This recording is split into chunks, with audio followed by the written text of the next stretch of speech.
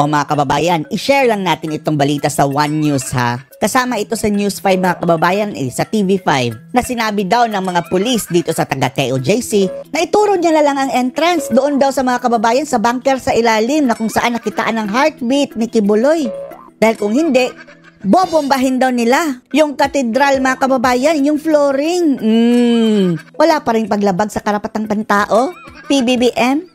Wala pa rin overkill na ang hawak nyo lang na dokumento is warrant of arrest lang. Naka-address pa sa Pasig. Wala nga kayong search warrant eh. Tapos ngayon, sabi ng One News, One News ha?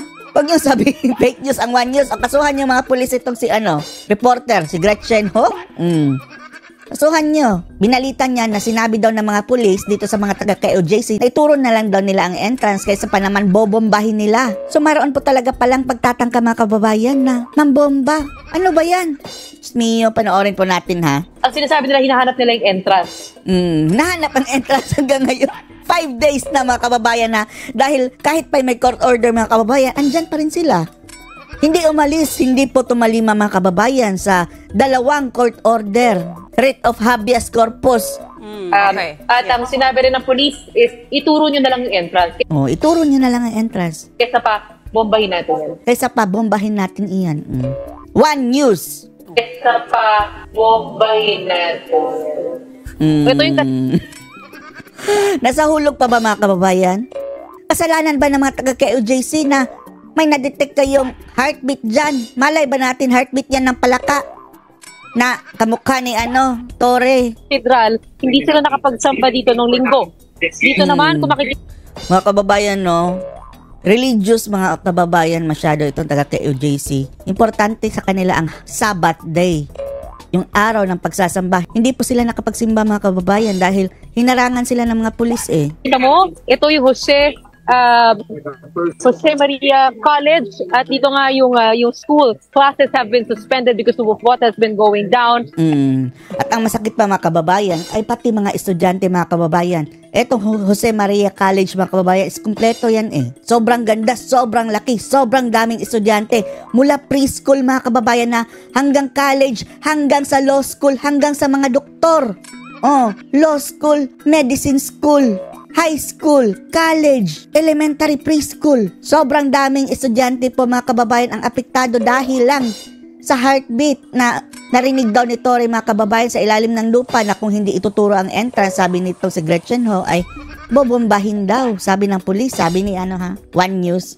And residents here at the KOJC have been unable to come in. Post naman natin yung PNP at pinakitaan naman tayo nung litrato nung mga light detectors kung saan nakita na yung heartbeat. Actually, pinadrawing. Paano nyo nalaman? Malalaman ba ang heartbeat na kay Kibuloy yan? Heartbeat ng hayop, heartbeat ng kung ano-ano, ahas, daga. At malay ba natin kung heartbeat yan o baka vibration lang yan dahil malapit yan sa airport eh. Natin yan, Redson Sean, meron tayong graphics niyan. Napaka-specific mga dot. Tapos, tingnan nyo mga kababayan ng kaululan, Bakit hindi yan ginamit na detector, heartbeat detector noong panahon na mayroong mga landslide? Diba?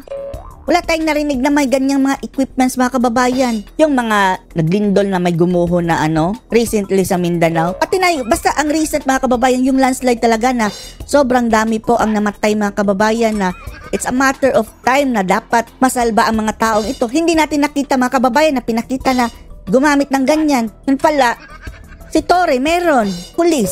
Mga rescuers sana ang may gamit niyan, di ba? 5 meters lamang nakita yung mga dots na yun. At sabi rin nila, tapos ang heartbeat daw mga kababayan, palipat-lipat. Nagpadala sila ng mas advanced na equipment. It's the same model pero mas latest version. Latest version? Pumili pa ng latest version. Ng light detectors para nga mas makita nila at gumagalaw daw yung mga dots na yun. Gumagalaw-galaw. So, naiinis itong mga taga-Kingdom of Jesus Christ because they're saying if the pastor was really here, they would have already found him after 5 days. 5 days. Kahapon yan. Tapos ika-6th day na ngayon. 6 na araw.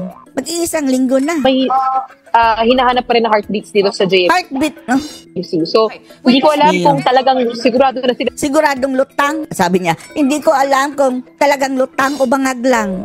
Dito kasi Joke sinasabi lang. nga nila gumagalaw yung mga guts na yon. Gumagalaw-galaw. Siyempre, nagdala rin sila ng mga mas marami pang equipment. So, parang hinahanap talaga nila yung Lahat na lang mga kababayan, pinaghanapan. Oh. heartbeats na yon. Hinahanap At sinasabi nila, hinahanap nila yung entrance.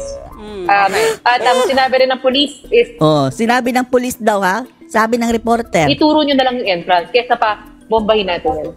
Ituro niyo na lang ang entrance sa bombahin natin yan. Kesa pa bombahin natin. Bangag! So paano na yan mga kababayan? Hindi na makakapagsimba, hindi na makakapag-aral ang mga estudyante dahil hindi na aalis si Tory mga kababayan hanggat hindi niya nakikita yung heartbeat. Lahat na ng mga equipment dinala na. Satellite mga kababayan, mobile CCTV, heartbeat detectors, x-ray siguro, radar, hindi pa rin nakita. May mga metal cutter na mga kababayan. Siguro, pag nakita nila sa Kibuloy, titirahin nila nito. Pati sa lupa, naghukay na sila mga kababayan.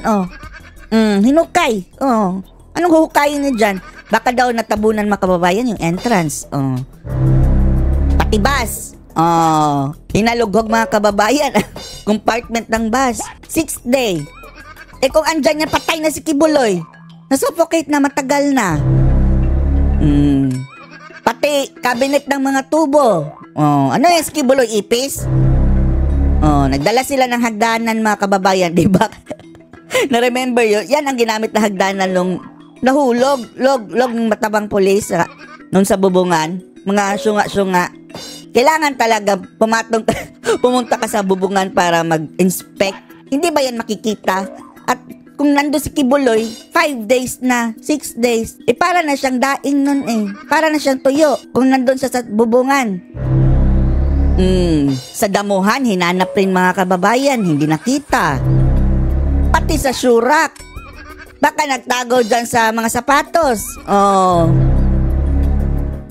Nagdala pa ng mga makina.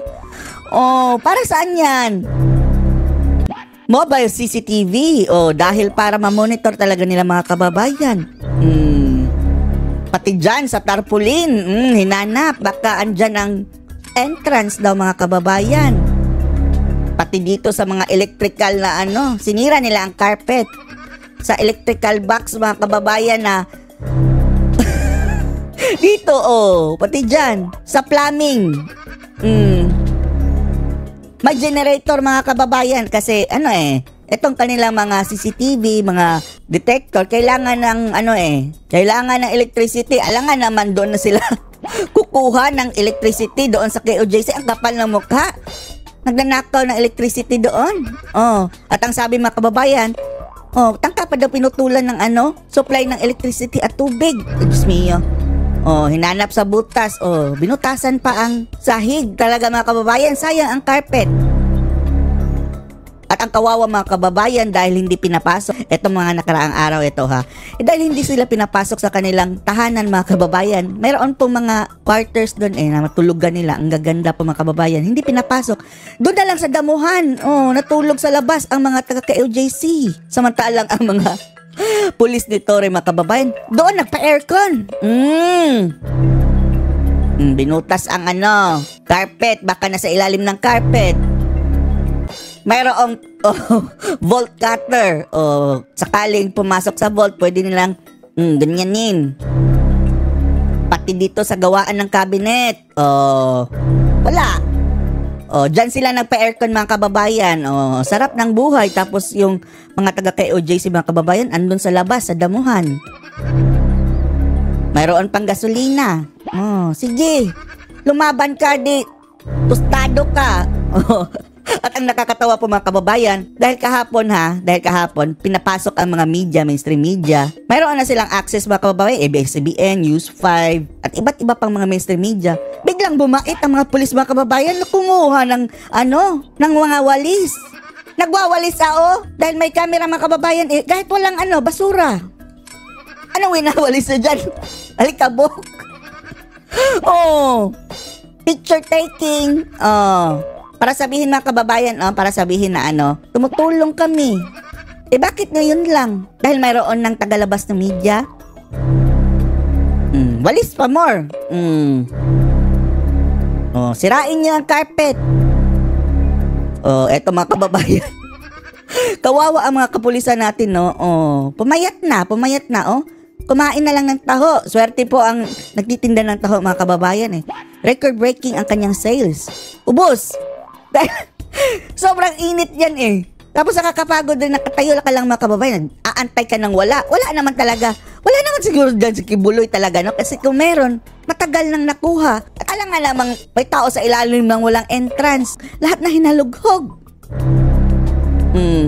Pati itong butas ng may mga kuryente, kable. Pinasok ang ulo, walang nakita. So, kino kaya? At takpan ka dyan ng siguro 1 hour lang. Tingnan natin kung mabubuhay, mga kababayan. May pa-heart-heart pa, mga kababayan. Eto mga taong ito, mga kababayan, mayroon ng court order, ha. Kung dati-rati, mga kababayan, wala pang court order, naiintindihan natin, ha. Sumusunod na sa batas. Pero ngayon, mga kababayan, mayroon ng cease and desist order galing mismo sa korte. Mayroon po silang option, mga kababayan, na ay, wag nyo na ako isali dito. Baka, na lang ako, day off lang muna. Kaso lang, mga kababayan, alam na nilang mali, andun pa rin. Hindi po nila nilikas ang KOJC, mga kababayan. Kaya, eto mga nagpaiwan ngayon na after the court order, pwede po silang sampahan ng kaso. Eto po yung mga taga-KOJC, mga kababayan, na tutulog na lang sa damuhan sa labas. Eto mga equipment sila na mga latest daw, sabi ng reporter. Latest equipment. Pati dyan sa second floor. Ano ba yan? Sa building na ito, hinahanap nyo dyan ang entrance. Pati sa Imbornal, mga kababayan. Manhole. 5th day. Ito, latest ito, mga kababayan. Today lang po yan, ha. Kung nandyan si Kibuloy nagtatago dyan sa Imbornal, patay na siya. Sa sobrang baho niyan. Sewage yan. Hanapin niyo si Kibuloy dyan sa butas. Hinahanap pa rin hanggang ngayon. Mayroon na silang mga equipments. Pati doon. Baka nandyan, sige, pasok niyong ulo niyo dyan. Hanapin. 6th day na, ha? Binarkadahan, mga kababayan, ang labas ng Kingdom. Ito, latest equipment daw. Pang-detect ng heartbeat. Bornal na naman. Sige. Pati sa bubungan, mga kababayan, nahulog na nga yung ungas, nahulog na. Sa tindahan. Tindahan na yan, ha? Sa likod ng cabinet, mga tindahan, mga kababayan. Likod ng ref. Damuhan. Anong masasabi niyo dito, mga kababayan, sa hindi pa rin tumitigil? No retreat, no surrender, itong si Torre, sa paghahanap pa rin kay Kibuloy. Dahil may heartbeat daw, Kung hindi daw ituturo ang entrance, sabi ng News 5, ay bubombahin. Anong masasabi niyo dito? Post or comments below.